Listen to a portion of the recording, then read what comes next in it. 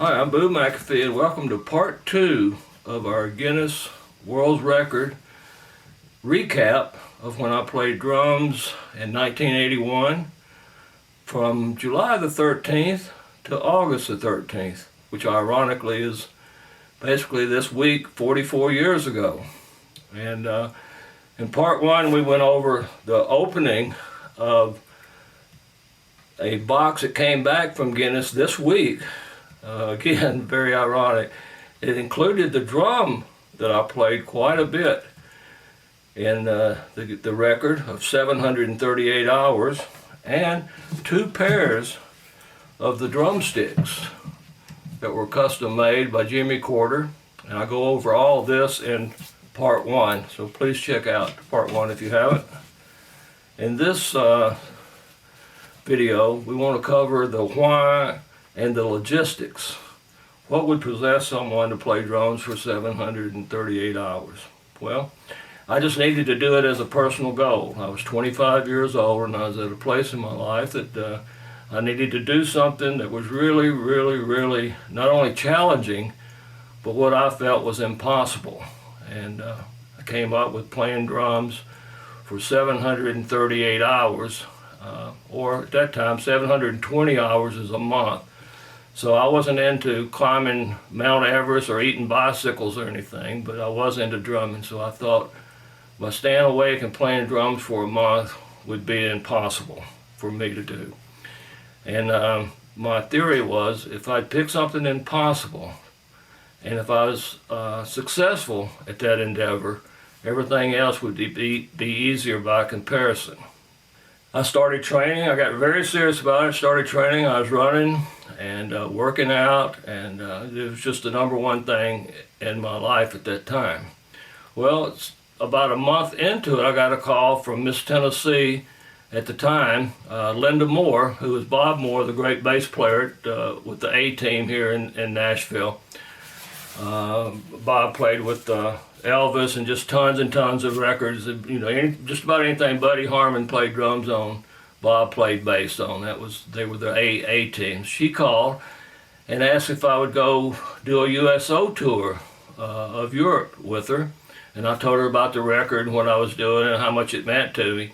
And I just couldn't break away from that it's just something I just had to do. And she understood. She called back, though, in a couple of hours and said, well, what if the Army would give you all their facilities? They'll give you the doctors, they'll supply you with psychologists, they'll let you train on some of the best training grounds, obstacle courses in Europe, if you'll just come and play for an hour a day. And I thought, man, what a great opportunity. So I took her up on that, and we went over for a couple, it was seven weeks, almost 2 months, and toured Europe. And through that opportunity gave me a doctor and a psychologist each week that laid out exactly what was going to happen during this month period, starting on day 1.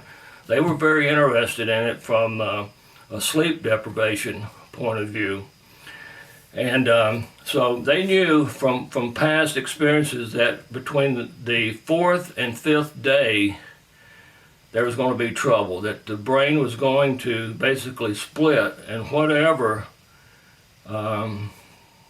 was in the conscious or whatever was in the subconscious would be locked in. So when the brain split and it moved from the conscious to the subconscious, when the conscious shuts down between the 4th and 5th day, whatever is in the subconscious will be created.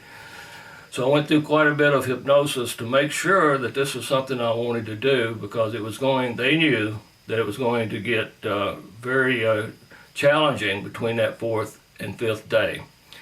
And so when I got back home, I continued to train up to the June-July period, right before the record started on July the 13th at 10 a.m. So we put together a 6-man crew going off of what the military had laid out of what was going to happen in these 30 days.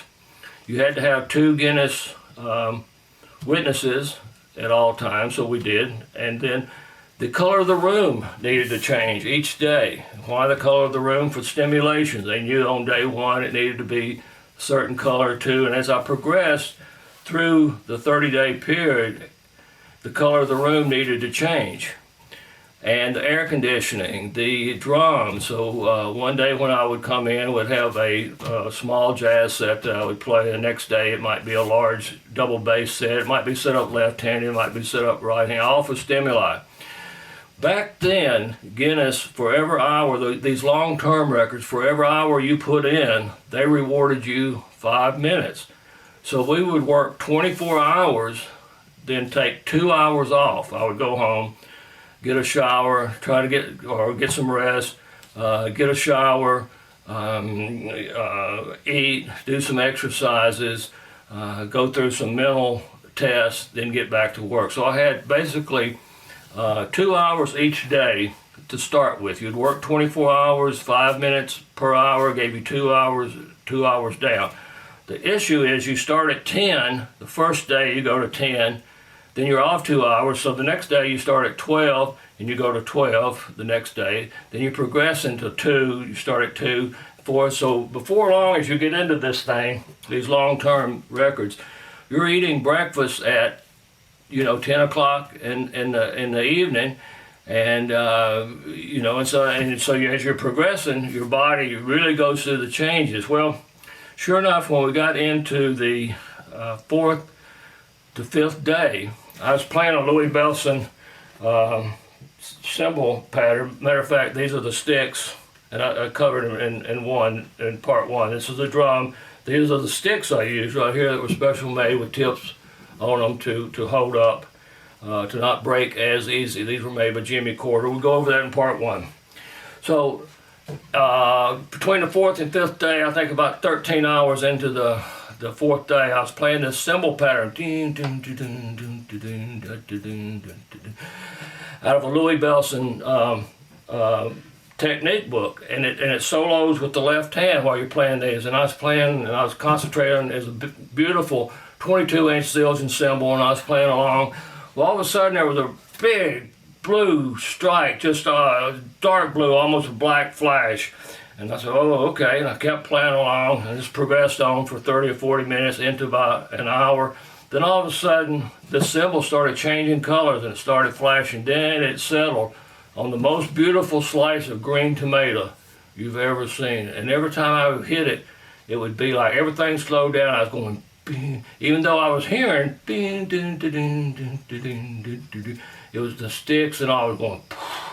And this juice from the tomatoes was coming all over me, and it just I could see the seeds, and so I just got, man, this would be great to fry this green tomato. So I got up from behind the drum set, walked out, and the second business intersection in Nashville was at Old Hickory and Gallatin Road, and I just walked through the drum shop, and the witnesses that were there was wondering what was going on. I walked out into the street right in the middle of this busy intersection.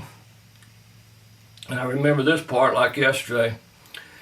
The 2 guides came out with me, and they were asking me, like, what's going on? What are you doing? You're sitting out here in the car. And all of a sudden, I came out of my body straight up and went over on the sidewalk and went back down. And I could look back and I could see myself in the center and these 2 guys talking. And I could hear everything going on. I remember back in a building behind me, hearing a girl say, Shirley, where are those paper clips we bought yesterday? Then I started hearing the water running through every engine. I could hear just all the conversations, every car going by, just the subconscious. It seemed like I just knew all this data, everything was just coming, all this information I was being flooded with. And I remember they said, well, what are you doing? What's going on? I said, man, you got to see this beautiful green tomato. It's a beautiful slice of green tomato in there on the drum. And I'm going over here at Hill's grocery store to get some Crisco to fry this green tomato. Right then, they went and got the book, and they looked and said, his brain will split from the 4th to the 5th day, and the subconscious will take over. He will hallucinate badly, get into bed quickly. So they did. However much time I had built up at that time, I got 5 minutes. So they got me to sleep for those 5 minutes per hour. Let's say it was a little over an hour probably time at that point. I got back up, and At that time, they started having to get me up with smelling salts, ammonia type smelling salts. So as we progressed, we would never get past the 6:30 in the morning time. So as we got up to 6:30, and the reason for that is most of the time you're asleep right before daylight. That's why you get so sleepy and struggle so bad with right before driving or something right before the sun. So anytime, if I had 3 hours in at 6:30, they let me off for 15 minutes. I'd go home or lay down on the couch, whatever, for 15 minutes, get smelling salts, get back up and go to work. While I was down, again, the crew would be trying to change anything that would stimulate me from getting bored, and I would look forward to something different. Maybe a new drum would come in, Zildjian would send a new drum, a new cymbal, new sticks or something, or head, or anything that would come in that would help me stay awake. So a lot of times late at night, one of the real cool things was some of the guys around town that were playing, whether it was trumpet or guitar, bass, other drummers, they would get off and at 3 o'clock in the morning, it's like, where can we go and jam? Well, they knew for a month time I was there, so they'd come down and we just had a hoot of a time. And there were several times guys come by. I remember one specific time a buddy of mine came by on his Harley. And he said, come on, let's take a ride. And I said, well, I've got to take my drum. He said, that's no problem. So we got the drum, and I'd get on the Harley, and as long as I was playing, we'd take a ride around the block. And I'd go over to Kroger grocery store at times and get on the microphone and put the microphone on the drum and the cashier's mic and play. And we did a lot of silly things like that to stay awake. And hospital visits, that's covered in part 1. So it was a very serious attempt, very serious adventure for me, and something I needed to do, so I just had to do this. It was also very, not only challenging, but it got dangerous. I mean, I hallucinated several times, the place caught on fire, and a lot of crazy stuff like that. Luckily, I had a good group, a good crew working with me, or I would have never made it. And thanks to all the guys at Winkler's Drum Shop, Dan Robinson, Danny, Tommy Winkler, Becky, Jimmy Heap. I mean, these guys were just everybody pitched in. It really did get to be a community effort. And so as we moved forward, we got into the very last day. Channel 5 News, Chris Clark came out and covered it, and he said, Boo McAfee has broken the Guinness World Book of Record. He just played 720 hours continuously for the Guinness World Record. Well, at that time, I didn't think anything about it. I felt really good. I thought I could go another week or so. But the subconscious brain didn't. It shut down and went reversed back to once it realized that the goal had been accomplished, it shut down and went back to the conscious mind. And then for the next 18 hours, I gradually went back to the conscious mind until I just went into convulsions and quit playing. And then they got me, after 18 hours, they got me to, after 730 hours, 18 hours over the 30-day period, they got me to bed. And then when I woke up, I had no idea what had happened. I knew I broke it, but I didn't know what had happened the last 18 hours. And so now when you go forward and you see these Guinness, where it is now, it's only at like 150 hours. And people wonder, well, what happened to the 738 hours? How did you get back to 150? If my memory serves me right, what had happened is somewhere along the way, I don't know if it was directly after me or wherever, but I do remember getting a phone call from this gentleman's parents. This guy tried to break the record, and it damaged him. He went into a coma, and if I remember the story correctly, his parents sued, and because they said that Guinness had encouraged him to damage himself. And I remember a phone call where I had to tell to, I don't know if it was an attorney or a relative or what, but I had to tell why I did it.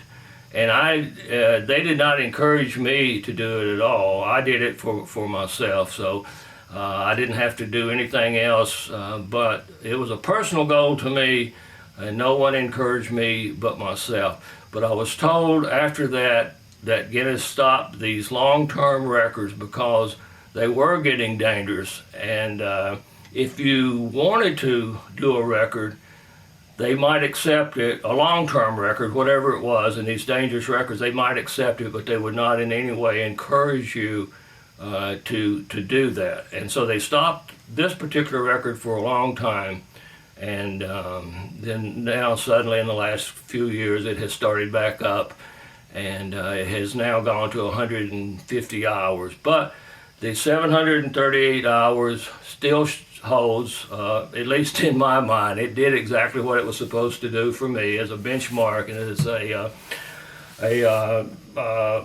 helper through life, if you will. But I wish everybody the best that's going to try something like that, because it is really dangerous. And okay, well, if you have any questions, you feel free to contact us here on the social media outlet that you're watching it on. And I hope I've covered just about everything. I can't think of a whole lot more that I need to go over. But anyway, this is the closing of part 2, and this is the drum 44 years ago. This is the drum I used to talk to people and to just to even go to the restroom. I didn't cover that in part 1, but in part 2, if I had to go to the restroom or to eat, or if people came in to talk, I would put this drum on a sling and use it to get up from behind the drum set. And all right, well, I'm closing out part 2. Hope I've answered a lot of these questions, and we'll see you in the next video.